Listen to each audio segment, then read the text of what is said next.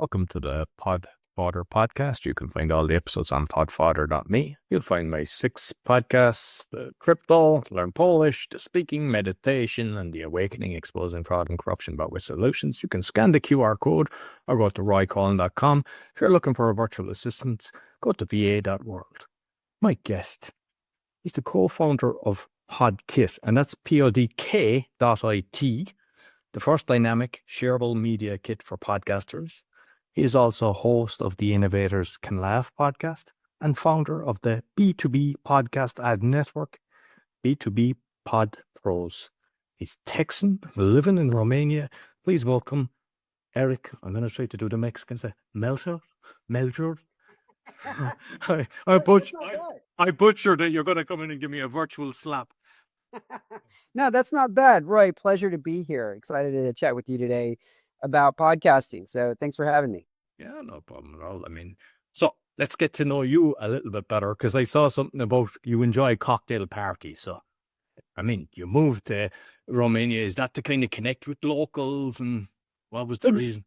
Exactly. I moved here 4 years ago to Europe from Texas, and I didn't really know anybody. And so someone gave me the idea of like, you should start podcasting and interviewing other startup founders in Europe or Romania. And I started doing that and I enjoyed it. That's how I got into podcasting. But then I wanted to meet these people in person. But because I have 2 small kids, I don't really have a lot of free time. And so I read this book called The 2-Hour Cocktail Party by Nick Gray. And it was fabulous. He gives you like a step-by-step playbook for hosting cocktail parties that are 2 hours long.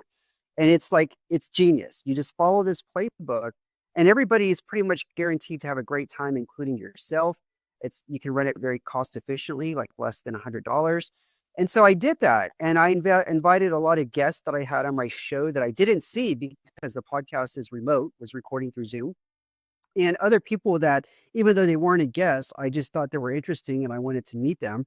And so I think I hosted 6 parties in my first year. This was in 2023. And I loved it so much. There's a process to it. Everybody wears a name tag when they come in. So everybody's on equal playing field. After about the first 20 minutes, you have your first icebreaker. It's very quick. It's very simple. It's something like, what's your name? What do you do? And what's your favorite breakfast? Right. And then after that, people mingle, they talk more. And then you have another icebreaker after about an hour in. And this one, you can probably go into a little bit more depth. And it could be something like, hey, what's a favorite podcast that you listen to? What's a favorite book that you recently read? And that way you start to reveal more about, what your likes, what your personality is, but everybody's listening. And so everybody in the room is getting an idea of like, I want to chat with that person, or I want to meet that person, or that person and we have this similar interest. And so that's how people get to network and really meet everybody at the party. These are like anywhere from 13 to 20 people. So everybody leaves the party feeling like they met everybody, they got to know everybody, and then hopefully luck happened and they met 2 or 3 people that they want to continue the conversation with and maybe even become friends with. And so it's a really good book by Nick Gray, but I love throwing these cocktail parties and I'm looking to throw a few more this year here in Bucharest. Excellent. And when you ask them what's their favorite podcast, do you have a baseball bat in case they don't mention yours? And they're like, what are you, crazy? That podcast sucks. You might tell me about your own podcast first before we go into the different things that you've set up. Yeah. So just a bit of background. I was working for this startup and there was employees everywhere, like in China and Turkey, Romania. I think we even had a developer in Poland. And we get on these calls and everybody's quiet, waiting for the founder to jump on. And I think for me, it was just very awkward to see all these people on a Zoom call, but nobody was talking. And so I would break the ice a bit. And I would just ask these random questions like, hey, in your country, what's a dish that, your parents like making, or maybe your spouse or partner likes making, but you can't stand it. They love it, but you hate it. and people would start sharing, somebody would be like, oh, it's like this jello and there's meat inside and bones inside. I'm like, and people were like, what? Show us a picture. And it got everybody talking. And then the next week I would ask this other, odd question. And before you know it, the founders even came to me and they're like, hey, can you start opening our meetings for us? Because it breaks the ice. People are talking and, they're connecting and they feel like it's just building this team, camaraderie. And someone made the remark like, oh, you should have a podcast where you interview people from different countries. And that's how the idea of, okay, let me interview startup founders from Europe and I'll do different countries. So I've had people from Lithuania, Estonia, Bulgaria, Romania, the Netherlands, France, UK, lots of different countries on my show. And so that's how it came about. And it's called Innovators Can Laugh. And if I could go back in time, I would name it differently because, as you know this, it's very important what you title your podcast because people are searching for, keywords and things that they're looking for in a certain podcast, but nobody's searching for Innovators Laugh. I mean, it just, so I missed out probably on a lot of getting, a big audience. But over time, that's how the brand got developed is just Innovators Can Laugh. But that's what the podcast is about. I tell like my clients that as well, that a lot of times people have a show and they have a name. And I said, like, I think that's why most of mine have been successful. The meditation podcast, the learn Polish podcast, the speaking podcast, the crypto podcast, the awakening is kind of it, but yet people kind of understand the awakening. So it's kind of good word to have the podfather kind of thing.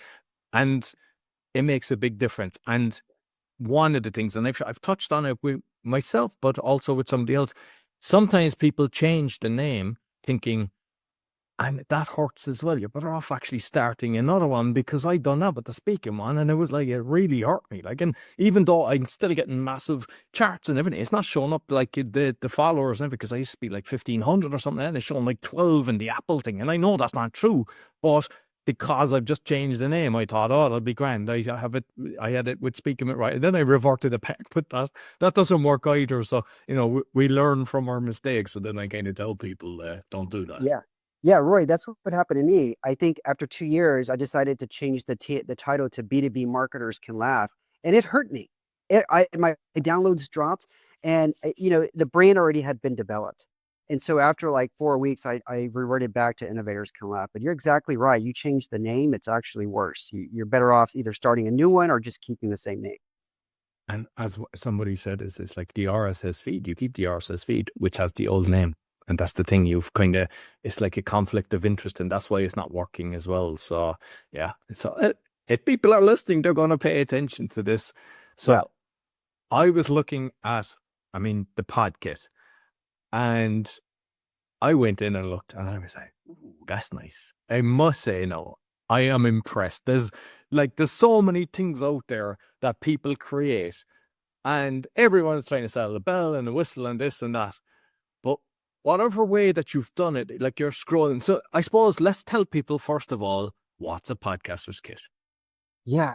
So if a podcaster is looking to get sponsorships or monetize their podcasts, they've probably created a media kit before because sponsors ask for that, advertisers ask for that. And so you go into Canva or you go into Google Slides or whatever, and you spend all this time trying to put together a media kit. And I did that in the past, and it's very frustrating because you're going to these different platforms and taking screenshots, maybe opening up Excel, and you don't know what to put in there, and it could take hours to build a media kit. Well, with Podkit, it takes 5 minutes. And once you create it the first time, that's it. It's like your media kit forever because it automatically updates with the latest stats from Spotify, Apple, YouTube, and other social sites like TikTok and Instagram and LinkedIn. So it's a dynamic, shareable, and beautiful, if I might say, media kit that you can create in just a few minutes and never have to worry about again. It's the first version that we rolled out. Obviously, there's probably some improvements that we need to make. We're getting a lot of feedback from our first users, but I'm very happy to hear you say that you were impressed with it when you took a look at it. So thank you very much, Roy.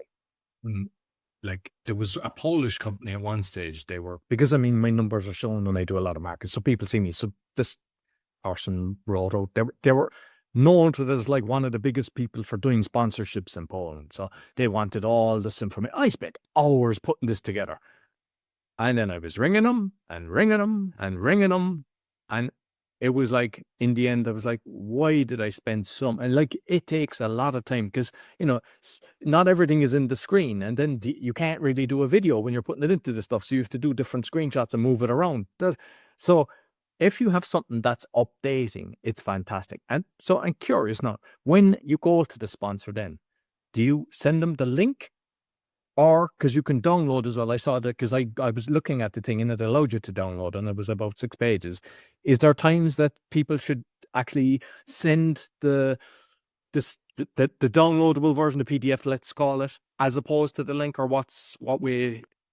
In my opinion, no. I'm always going to recommend share the link because it's just a better experience. A PDF, sometimes when you download it, it may be off-centered, it may not be aligned right. It's not going to look as good as your actual Podk.it page. I'm even contemplating removing that from Podk.it because it just doesn't look as good versus the online page, your online shareable Podk.it. So you can if you want to, but I highly recommend you always just share the link. And to be honest, I mean, sometimes I'm sending stuff because in my forums I have like, do you want to do a sponsorship? Do you do a tour or whatever? And sometimes people aren't getting it. So when you're sending an attachment, it's like there's filters, and especially if it's a company or whatever, they can have a filter that blocks the thinking it's spam. So when you're writing an email and just having the link, there's a way higher chance of them actually seeing it.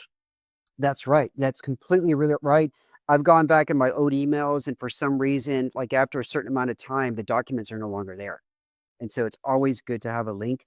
We're trying to make it easy, to share the link, send it to potential sponsors. We have a new feature that just rolled out that you get an email notification every time somebody sees your Podk.it. So that just rolled out recently. And we're looking at different other software tools that can identify the visitor. And so we know in North America, there's tools like RB2B and some other tools that can identify some of the visitors going to your web page. And I use this for B2B PodPros. And I get a notification in my Slack channel that says this person, John Doe from this company, and this company's name is this. Here's his LinkedIn URL. This is the estimated revenue that company does. And this is the page on your website that they went to. We want to do the same thing for Podk.it. And so now we're trying to find which tools that we can utilize. So that way people who are using Podk.it, they can find out, one, when somebody checked out their Podk.it, and then two, who was it that checked it out? So that way they get a good sense of ideas, like what sponsors are really interested in their shows. I suppose because for those that haven't seen it, like, I mean, not everyone looks at their analytics, because I mean, when I'm talking to some of the clients that I have, like, they don't even know that you can go into Apple or go into Spotify and look at all the different things. So when people are going in, they see, what country that it's like the highest percentage, the gender and things like that, which in turn then the sponsor goes, that's my ideal thing. I mean, why would I want to go to a podcast that's got 90% in the UK and I'm only selling in the USA, because the transport doesn't justify it. So straight away that it actually works. And also if it's depending on the sex, like which one works. But one of the things that I loved is, for me, I'm constantly trying to grow my YouTube channel, and I'm spending a lot of time. I'm reading books now, and I'm studying in different people, and getting there. But like, so my best one is like 21,000, 22,000 or something like that. And then I got a few that are in the 10,000s. But like most people, then there's others that can be like 10, 15. So if somebody goes in, they might think, this isn't great. Not everyone knows you go to the top and say more, and it tells you exactly how many downloads you've got and everything. But what I saw on your thing, and I was like, well, this is good. It's showing you the best ones first and scrolling across. So if someone's looking at mine, they're just seeing thousands on that alone. And it's also kind of telling which platform is better, because for me, I mean, you're doing the TikTok, you're doing the Instagram. Like, everyone has something that works better for them. So, which in turn, some of the sponsors prefer that kind of market as well. So I think you've got a very good system that's going to work both ways. Yeah, absolutely. I mean, and for some podcasters that maybe created a TikTok account, right? But they're not actively on it and they don't have a big following. And so they purposely leave that out of their media kit. Well, you could do the same thing with Podk.it. You could only sync the different social channels or podcast platforms that you want to show.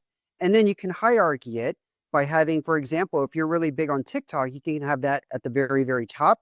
And then maybe the second piece is maybe Apple Podcasts, and then maybe the third piece is YouTube. So you can configure the layout however you want.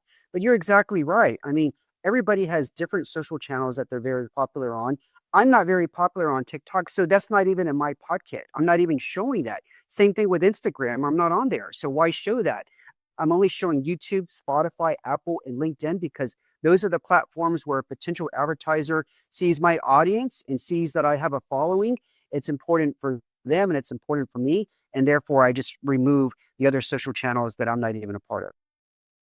So I have two things here. No, one is, I mean, I had TikTok. I had that up. I was something like 9 short of having 10,000 followers, and they removed me because a lot of the stuff on my awakening is kind of exposing fraud. They don't like, you can show someone being decapitated. That's no problem. But when I actually just talk about information, it's not good. So it got removed and I have to start again. Is there, like, when something like that happens, or maybe you haven't experienced that, does it then just not show up, or do you get a notification? Because if you have a platform, because the thing is, there's so many different things as well that you'd have all your information on, like say Podmatch or WeConnect and different things, and then you'd forget to update it.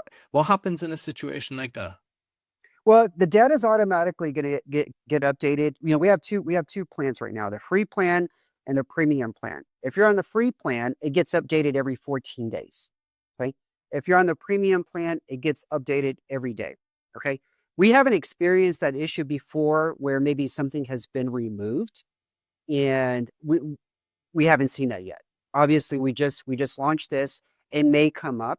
And so when it does come up, we'll see what happens with the platform. But ultimately, we want to give the best user experience as possible. And so we'll figure out a way where either the user himself or herself, they can manually remove it, or we'll just remove it on the back end if requested. And like, for me, just because I mean, most people would just have one show as opposed to me with 6. But even with me with 6, if I look at, say, LinkedIn, because I've got a LinkedIn, I call it Freedom Broadcasters, where I post all my stuff that's got over 1,000, but on Facebook as well. So I would have me personally as the Facebook with, say, 3,000, 3,500 friends. And depending on the podcast, then some of them got 5,000, 7,000, or whatever. Are you allowed to put more than one Facebook? Because at the end of the day, sometimes people are trying to see what the followers are. Like I've got combined like 104 at the moment, 1,000. But if you look at each individual one, it doesn't kind of seem as good. Yeah. But if I take, say, the LinkedIn and my LinkedIn group, which is where I'm posting that show, and the Facebook plus my personal one, is it something that is able to do that where you've got two of, say, one channel? So currently the way it's set up, there's two solutions for this.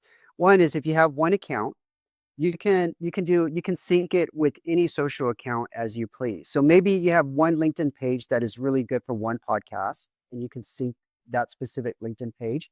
But you also have a Facebook page that's great for another podcast. You can also sync that one up too, but you're only allowed one social profile link per account. The second thing that we're working on right now, we haven't rolled it out yet, is that we're thinking about podcasters like yourself who maybe have multiple podcasts or agencies that represent multiple podcasts. And so right now we're trying to think, how can that look from an agency or network perspective that's managing multiple podcasts? Is there a way that they can have one account login, but they can add multiple podcasts and they could show the aggregate followers for all of their podcasts and the aggregate, subscribers they have on TikTok and the total following that they have on Instagram. So that's something that's probably going to come down later this year down the road. But that's what we're thinking about, Roy. I mean, we want to make this not just for your indie and solo podcasters, but then also people like you that have more than a few podcasters and even agencies that are managing several different podcasts. And with the B2B PodPros, then you might explain exactly that. Yeah. So I created this little niche B2B podcast ad network a little over a year ago. I noticed that there was a lot of B2B podcasters like myself that we didn't have a lot of downloads. We didn't have like 10,000 downloads, which is usually the minimum number of downloads that the large ad networks want you to have if they're going to represent you. But the thing is, I knew that my audience was very valuable. They're tech founders, at companies, and they're making decisions on what kind of tools their companies should use. And so, even though my podcast had maybe 400 downloads a month, I knew that my audience was valuable, and I knew it was much more valuable than your $20 CPM model. And so what I did is I approached other podcasters in the space like myself, and I said, "Hey, what if we present ourselves as a group buy?"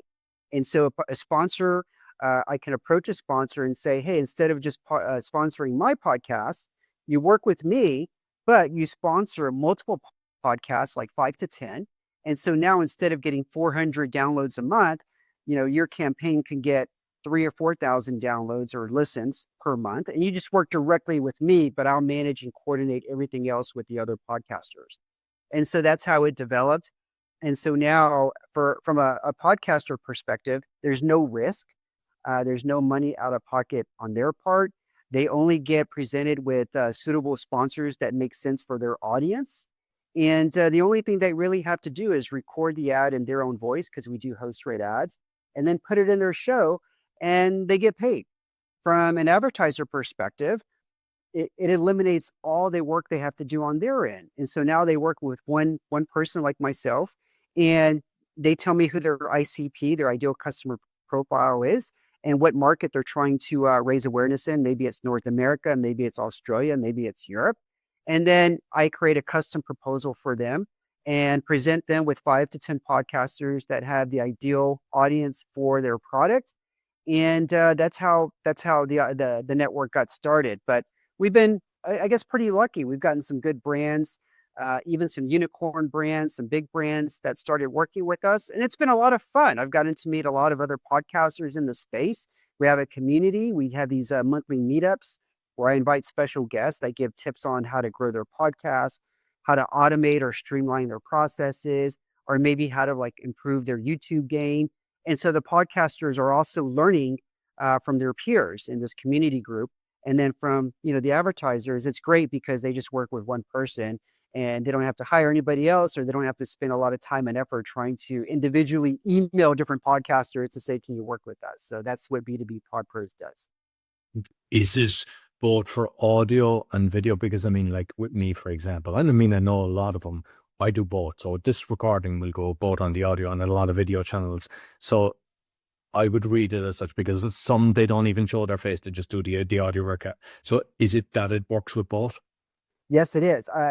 About 85% of our podcasters have a YouTube channel. And so whenever we do a campaign, we do audio ads plus video ads for the YouTube channel, if that podcaster has a YouTube channel. So yes, both.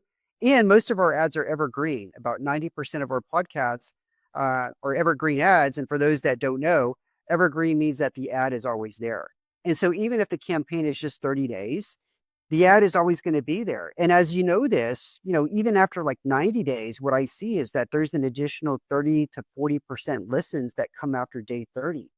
And so the advertiser benefits greatly, because even though the campaign ended, their ad is still going, and there's people that are going to continuously hear that ad like months later after the campaign is finished.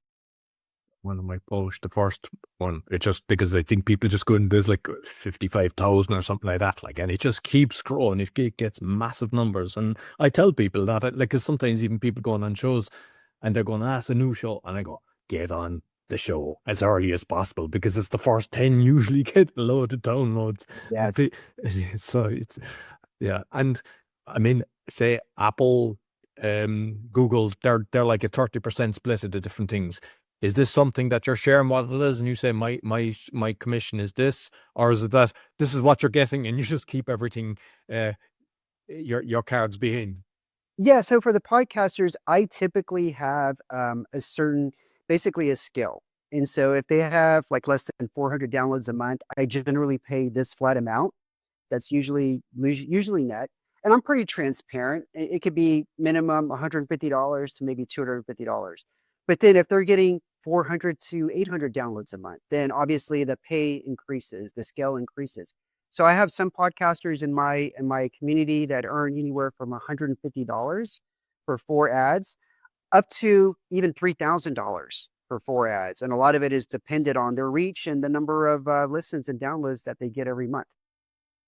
And And then I typically add anywhere from a 20 to 30% on top of their fee for my commission. yeah, yeah, which is fair enough, because you're doing all the hard work, like, and yeah, yeah, okay. No, because to be honest, I think to me, it's like the way that Alex in Podmatch, he started paying out people because he realized there's a lot of work involved in it, and he started doing a share on the commission. And most of them, they think they can get sponsors, so they start reaching out. And like you say, there's so many out there that 400, and a lot of people they go, oh, that's not. But like you go into a room with if just say you do 4 shows and it's 100, like everyone would love to walk into a room with 100 people, but for some reason these people like, no, you have to have 10,000. And I think it's a brilliant. I love that system because it's like you're helping the small boy, which in turn, if they really care about it, they can, even if it's $100 that they're earning, or 150, as you say, if they start putting that money into their podcast to actually start doing marketing on it, then their numbers go up, which in turn gives them more. And it's just, so it's a nice model that you've created. Absolutely. It's not the number of people that listen. What I tell potential clients, it's like, would you like to be in an auditorium with 50 people that they're your ideal target audience and be in front of them for 30 minutes? Because that's what the podcast is. Most of my podcasters that I've worked with have never ran ads before. Have never ran ads. So you're talking about a 30-minute show that people are highly tuned in. They're very, very loyal. They trust the host, and if the host vouches and likes the product, right? And that's the other thing. We only work with hosts that like the product or tool or our service. And so many times we'll ask the advertiser, can you give us a free 60-day account because the host wants to use it. They want to try it. And if the host likes it, then obviously the ad comes across as being more genuine and just being more authentic because the host has had a chance to use the product. And it's just a better for all around for the host and for the advertiser. But yeah, I completely agree with you. It's not the reach that matters. It's just how loyal the audience is and whether or not it makes sense for the advertiser because it's the same ICP, it's the same customer profile. That's really what matters. And do you have a kind of like a checklist for the podcasters? So, for example, I will never do gambling uh, ads or energy drink because it's like I'm kind of fighting that with my podcast. I'm kind of like exposing all this stuff and saying like stay away from this. But I know that unfortunately that's where a lot of the money is, like or the McDonald's and things like that, because they're the ones with the big bucks and they're sponsoring. So has the person got the option saying, look, nothing to do with this, or say guns, because some people would be against guns and they do advertisements as well. So how's your system work? Yeah, absolutely. I mean, we only focus on mid-size and enterprise SaaS customers. And we only focus on products or tools that the host himself or herself would use. So for example, I would never promote Salesforce on my podcast because my listeners know I'm not an enterprise business, right? I'm just not. So I would probably promote a tool like maybe HubSpot because I would use that for my business, but I can't promote a tool that I wouldn't use myself. And it's the same thing that goes for the podcasters. They ultimately decide if they want to be a part of the campaign. No person has ever really turned me down because I know their show and I know what's a good sponsor for them. And therefore, I still reach out to get their approval, but no one's ever said, oh, no, I don't want to be a part of this campaign because it doesn't make sense. That's the difference, I think, between working with me or another large ad network where you just get an automated email and it says, hey, there's seven podcast sponsorship opportunities. Log into this portal and see which ones they are. You log in and it's for campaigns and brands that it doesn't make sense for your audience. It just absolutely doesn't make sense. So it's kind of a waste of time. I've looked at a few different ones, and it's like you must put in the pitch for like the spot. There's a lot of work, and I've never even got a response back. And I mean, I've got good numbers, and you're going in and you're even saying how it would benefit. And I think sometimes a lot of these platforms, it's a race to the bottom, because if you're going in and you're kind of doing like where you're saying, hey, we've got 10 places for this kind of sponsorship. If there's 1,000 people coming in, Yep. there's always somebody that will accept a penny on the dollar, like, and you're like, it's not a race to the bottom. I know the value of what we're creating. So by the way that you're doing it, you're kind of avoiding that. And plus, I mean, I value my time in everything that I'm doing, all the editing and the interviewing and all that. It's a lot of time. So you don't want to be spending hours doing something. It's different if you know you're going to get a return on investment. But there's so many of them out there, and they're just like the one I mentioned at the start. Like, there was like hours for nothing. Yeah. And that way. So with the Podk.it then, because I mean, they're two very good businesses, but they're kind of, one is kind of you go and kind of do it yourself. Do you have recommendations? Because like the cost per thousand is normal. I've heard from $10 to $50, and it fluctuates, and whether it's the start, the middle, the end, and all this kind of thing. Do you have recommendations for people what they should be charging? So one, they're not overcharging that they never get business, or undercharging that they're actually removing money from their pocket. Yeah, yeah. So a couple of things. One, we just created this Facebook group literally this morning. It's called the Podcast Sponsorship Hub. And so I'm going to start sharing a lot of tips and a lot of things that I've learned in helping podcasters get sponsorships. But the goal is for people to start sharing things that they've learned as well with other members. This is going to be a private group. And so that way there's more transparency around what you should be charging, for a podcast, sponsorship. But from my experience, I think that the best thing that podcasters can do if you're just starting out is be a part of a niche podcast network. There's more than 40 of them. My network is focused on B2B podcasts, but there's podcasts that are focused like on oil and gas, or maybe if you're an attorney or lawyer, or if you're into, education, if you're a teacher, right? There's even some podcast networks that if you're if you love horses and you own horses, and there's more than like 50 shows about horses, and they have their own ad network, and it's crazy. So I recommend being a part of a niche podcast network, introducing yourself, talking about your show there, because if it makes sense, then they'll do a lot of the heavy lifting for you. They'll try to find suitable podcast sponsors for you already, and you don't really have to do much. Because if you're a niche podcast and you're just starting out, it's going to be very, very difficult. But if you do have, a couple hundred listeners already, and it's a very niche space, then you could probably go out and start pitching yourself. But again, it has to be a niche podcast. There, as they say, as the saying goes, the riches are in the niches. And is there a time? Because sometimes if you read it yourself, sometimes there's too much in it, and people can switch out. Like I watch on all the analytics and everything. Are you kind of watching that as well, that they're not putting too much fluff? I mean, at the end of the day, it's like you get the message out, you know what to get, and if you're interested, you're buying. And the other thing is there a few that they like people will kind of accept if there's three, and are they positioning them in like start, middle, mid show, and at the end? So the podcast that I work with, we never have more than 2 ads in the same show. Most of my podcasts just want 1 ad. And we always do no more than 55 seconds. We usually do a mid-roll spot or a pre-roll if desired, but usually mid-roll. And I usually draft the ad script. And what I do is I try the product, and then I'll jot down 1 or 2 things I like about it. And then I'll go to G2, which is like a review site, and I'll look at what other customers have said about those features that I like. And I try to use their words incorporated into the ad script. I then share that with the advertiser for approval. They can give me feedback or not. Once they give the approval, I then give it to the podcasters to record it in their own personality and their own voice and tone.